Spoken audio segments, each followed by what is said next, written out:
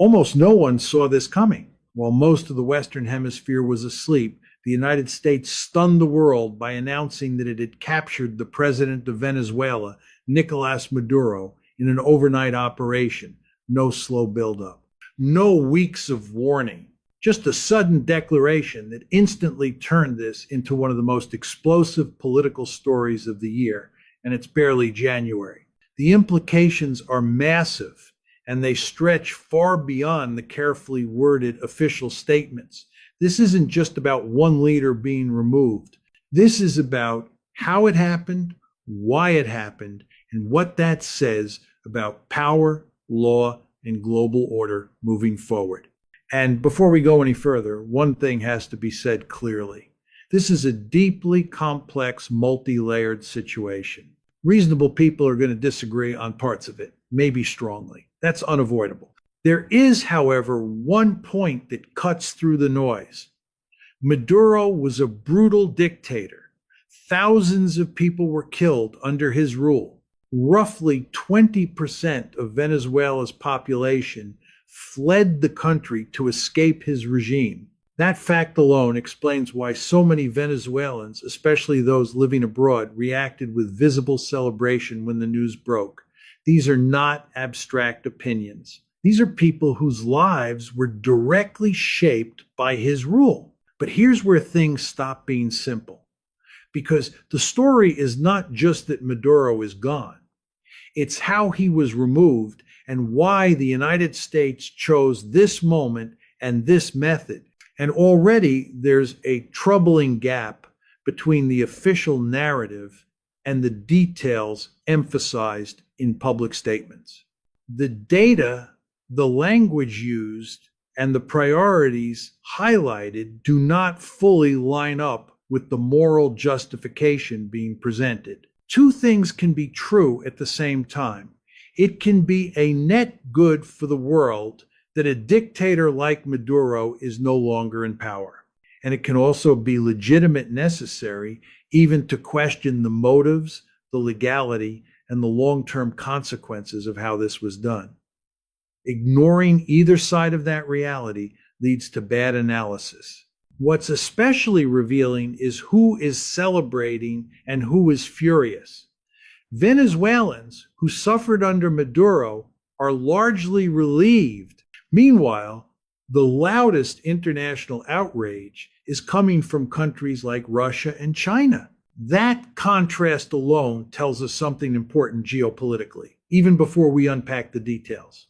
And this is just the surface, because once you look past the headlines, the story quickly shifts away from Venezuelan democracy and towards something else entirely: oil, control, and who gets to decide Venezuela's future. That's where the official explanation starts to crack, and that's where this gets far more uncomfortable. This isn't just a foreign policy story. It's a test case, a preview of how regime change, justification, and power projection might look in the years ahead.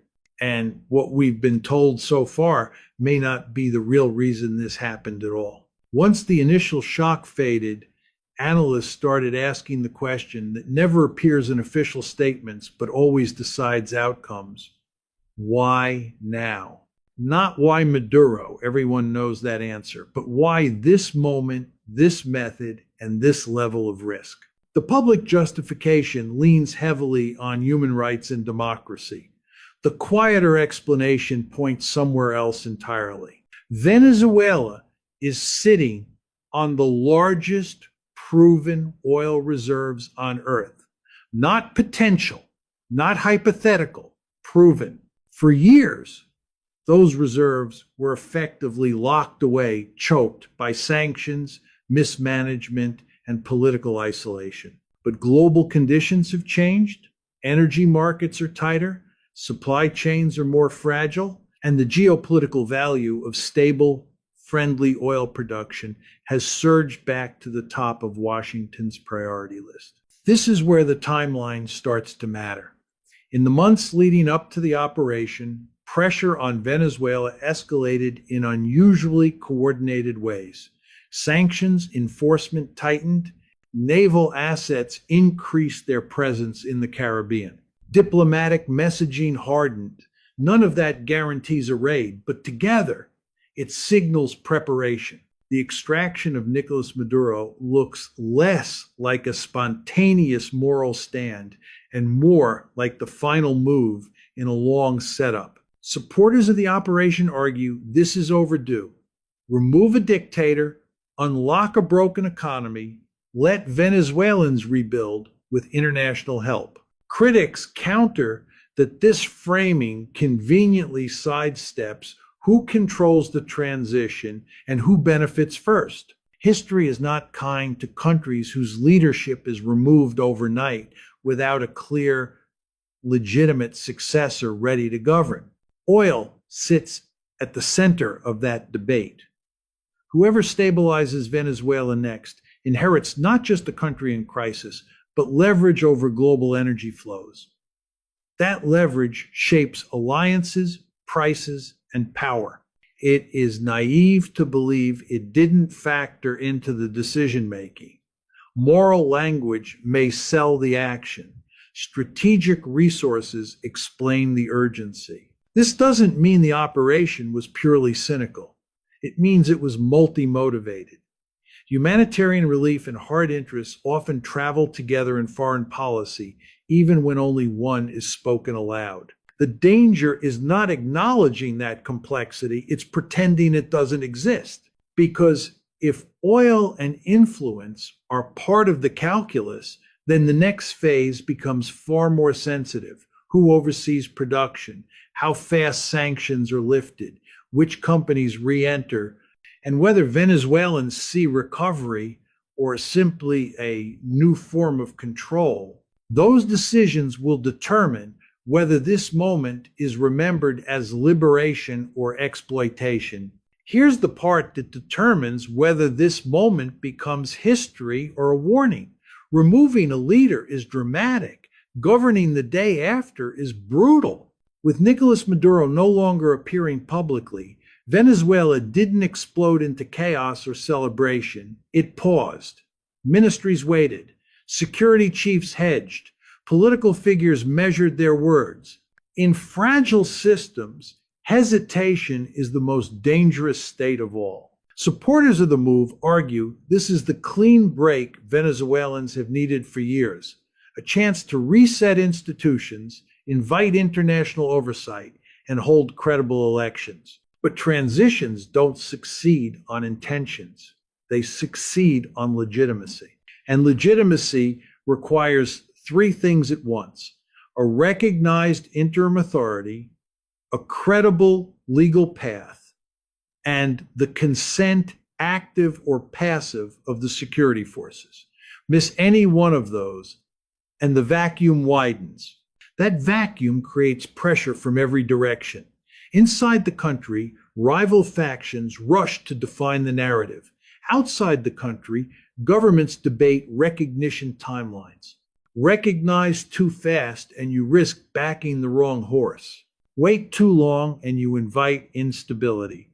History is littered with examples where the absence of a clear successor turned regime change into prolonged crisis. This is where the oil question returns with force. Transitional authorities need money fast to pay salaries, stabilize fuel supplies, and keep services running. That makes energy policy the first battlefield of the transition. Who authorizes exports? Who manages PDVSA? Who signs contracts? Each decision signals alignment, and each signal draws reactions from global players watching closely. For Washington, the dilemma sharpens. Step in aggressively to shape the transition, and you own the outcome. Stay hands-off, and you risk collapse that critics will still blame on you. There is no neutral posture after a move this consequential. Every choice carries fingerprints. For Venezuelans, the stakes are immediate. Stability means food on shelves, power in homes, and safety in streets. If those don't materialize quickly, goodwill evaporates. That's why the next days matter more than the raid itself. Speed without legitimacy backfires. Legitimacy without speed collapses. The story now pivots from shock to structure, from headlines to institutions, and from moral arguments to administrative reality. Whether this becomes a genuine reset or the opening of a long, uncertain chapter depends on what fills the space left behind. Once the dust settled, a different shock set in this one inside the United States. Because even if you accept every moral argument made about Nicolás Maduro, there is a question that doesn't go away. Who authorized this? Regime change is not a rhetorical exercise. It is an act of war under international law, and under U.S. law, it carries obligations that cannot be waved away by a single announcement. Here's the problem. There was no public vote in Congress, no explicit authorization for the use of military force against Venezuela, no emergency address laying out legal justification under the War Powers Resolution. That gap matters because American power rests not just on strength, but on process. When that process is skipped or appears to be skipped, the precedent travels fast. Supporters argue the president has broad authority to act in defense of national interests, especially against regimes tied to narcotics trafficking or terrorism. Critics counter that capturing a sitting head of state on foreign soil is far beyond limited defensive action. It is the most extreme form of intervention short of full occupation. And if that threshold can be crossed without congressional approval, then the constitutional guardrails are thinner than most Americans realize. International law complicates things further. Sovereignty is not conditional on popularity. Removing a leader by force without a UN mandate invites the same justification from others elsewhere. If Washington can do this in Caracas, Moscow will ask why it can't do it in Kyiv. Beijing will ask the same about Taipei. Precedent does not stay local. This is why reactions inside the U.S. fractured so quickly. Some lawmakers praised the outcome while demanding hearings. Others called it a dangerous abuse of executive power. Civil liberties groups warned that normalizing unilateral regime change erodes the very order the U.S. claims to defend. Even allies who quietly welcomed Maduro's removal were uneasy about how it happened. And that unease matters, because legitimacy is not just about who benefits today, it's about what rules survive tomorrow.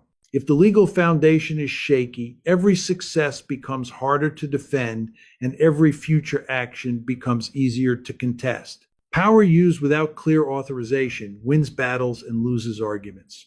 Over time, that trade-off is costly. This is the uncomfortable truth at the center of the story. You can believe Maduro deserved to fall and still believe the method sets a dangerous line. Those positions are not contradictory. They are the tension democracies live with when force moves faster than law. Within hours, the reaction split the world along familiar fault lines. Publicly, condemnation came fast from Moscow and Beijing, predictable, forceful, and framed around sovereignty and precedent. Russia warned that abductions of heads of state normalize chaos. China echoed the same language, stressing non-interference, while quietly reminding everyone that rules are only as strong as the willingness to enforce them consistently. Privately, the response was more complicated. Several regional governments that had spent years denouncing Nicolás Maduro stopped short of condemning the outcome, even as they questioned the method. That nuance matters. It reveals a world uneasy with the precedent, but relieved by the immediate result. Relief and fear can coexist. And right now they do. Markets reacted the way markets always do, not to speeches, but to risk. Energy prices wobbled. Insurance premiums on Caribbean shipping ticked up. Investors began gaming scenarios. Sanctions lifted quickly versus sanctions dragged out. Orderly transition versus prolonged uncertainty. None of those scenarios required confirmation of every detail. They required only one assumption: Venezuela's political center of gravity had shifted. At the United Nations, emergency consultations focused less on assigning blame and more on damage control. Calls for restraint were paired with demands for clarity. The subtext was blunt. If the story stands, the system needs guardrails fast. If it collapses, the cleanup must be coordinated to prevent copycat crises fueled by rumor. Here's the risk Washington did calculate: backlash from rivals. Here's the risk it may not have fully priced in: how quickly ambiguous success becomes contested legitimacy. When outcomes are dramatic but procedures are opaque, allies hedge, adversaries probe, and neutrals delay. That hesitation slows everything that must move quickly. Next, recognition, aid, elections, stabilization. And that's where the pressure returns to Caracas. A transition needs international oxygen. Oxygen requires legitimacy. Legitimacy requires clarity. Without it, the global response hardens into conditional support and cautious distance, exactly the environment where vacuums linger. The world isn't asking whether Maduro deserved to fall. It's asking whether the rules that replace him are sturdier than the ones that failed.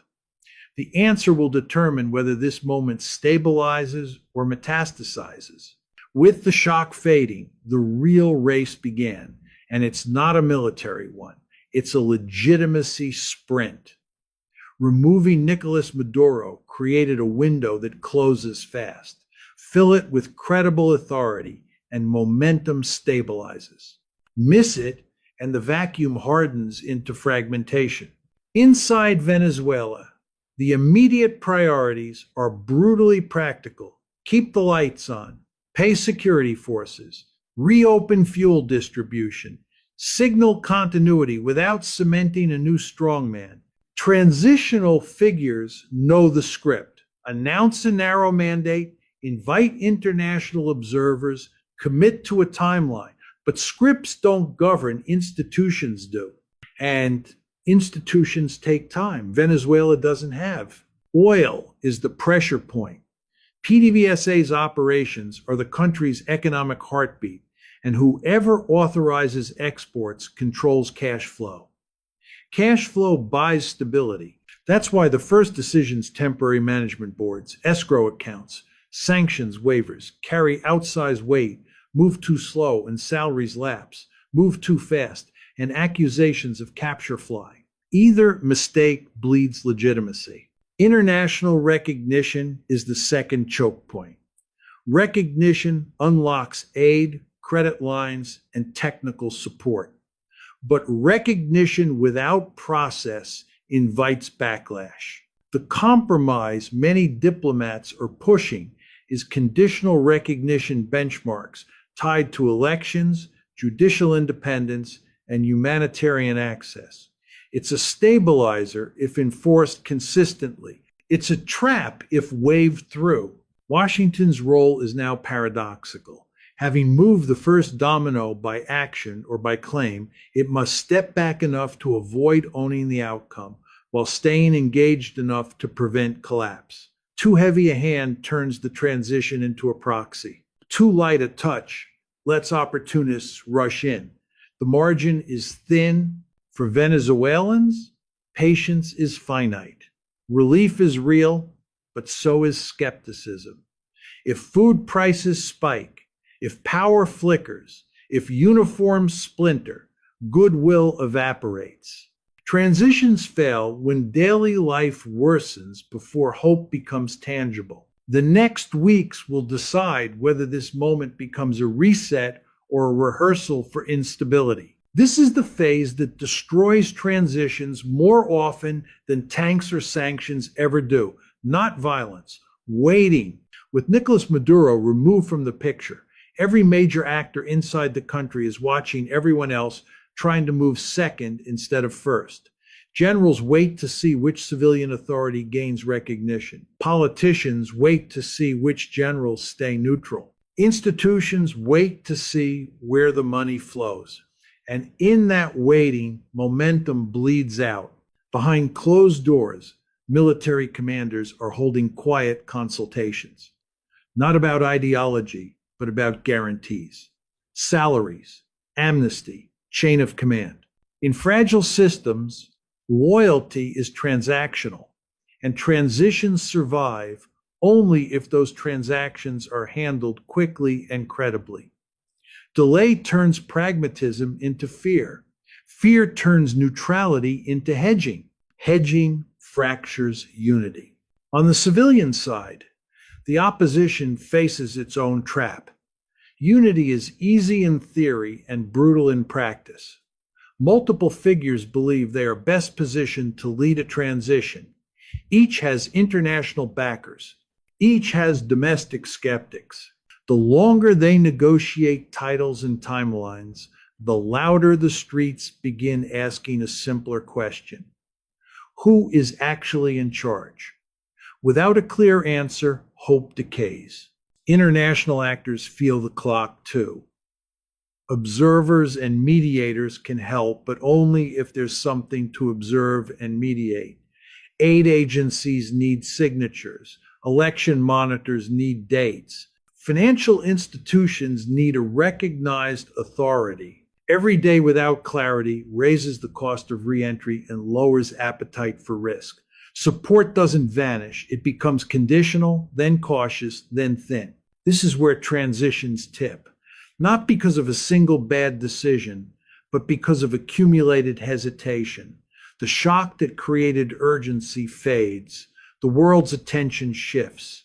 And the window that felt wide on day 1 narrows quietly on day 10. If there's a lesson from past regime changes, it's this: speed creates legitimacy before legitimacy creates speed.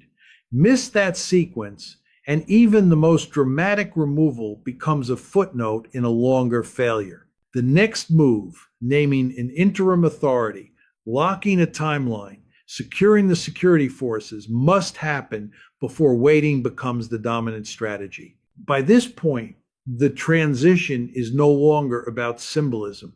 It's about sequencing. Do 3 things in the right order and momentum locks in. Miss the order and the country slips back. First, security, neutrality. Second, cash flow continuity. Third, a credible electoral clock. Each depends on the one before it, and none can wait. Security neutrality comes first, because fear kills reform. If commanders believe today's restraint becomes tomorrow's prosecution, they hedge. If militias believe salaries won't land, they fragment. The fix is unglamorous, but essential. Temporary guarantees, clear chains of command, and visible civilian oversight with international witnesses. Not amnesty forever guardrails now. Without that, nothing else moves. Cash flow comes next. Venezuela's economy cannot hold its breath while legitimacy debates drag on. Fuel distribution, electricity imports, food logistics, these need money now. That's why escrow mechanisms and conditional sanctions, waivers, matter more than speeches. Root revenue, transparently, tie disbursements to benchmarks, pay workers on time, stability buys trust faster than promises.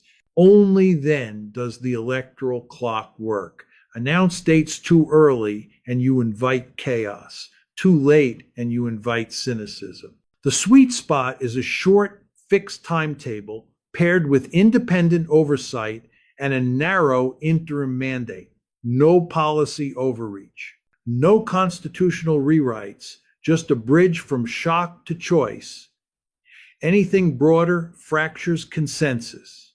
International actors have leverage here, but it's leverage that expires.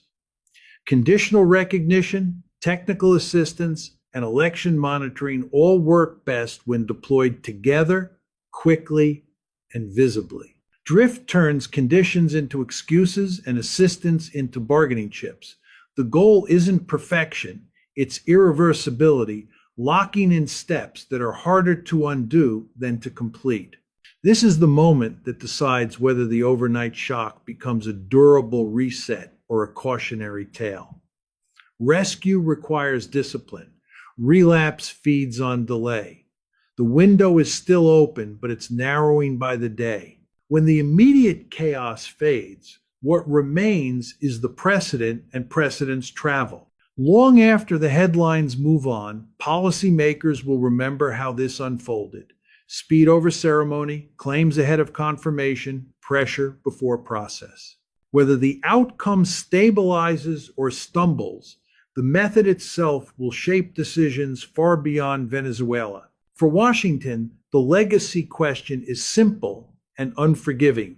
If decisive action produces a cleaner transition, supporters will argue the gamble paid off. If the aftermath drags, if legitimacy frays, if institutions wobble, critics will point to the same night as proof that power used faster than law corrodes trust. Either way, future presidents will cite this case when weighing unilateral moves, and Congress will cite it when debating limits that were tested. For the region, the lesson cuts both ways. Authoritarian leaders will harden personal security and tighten information control, fearing sudden decapitation. Reformers will learn that international attention spikes only briefly, and that legitimacy must be built quickly or it evaporates. Neighbors will refine their playbooks for spillover migration, markets, mediation, because they've seen how fast probability can force action. For global markets, the message is about risk memory. Energy flows, insurance pricing, and investment horizons will reflect a world where political centers can shift overnight. That doesn't mean chaos becomes normal. It means volatility gets priced earlier. The premium on predictability rises.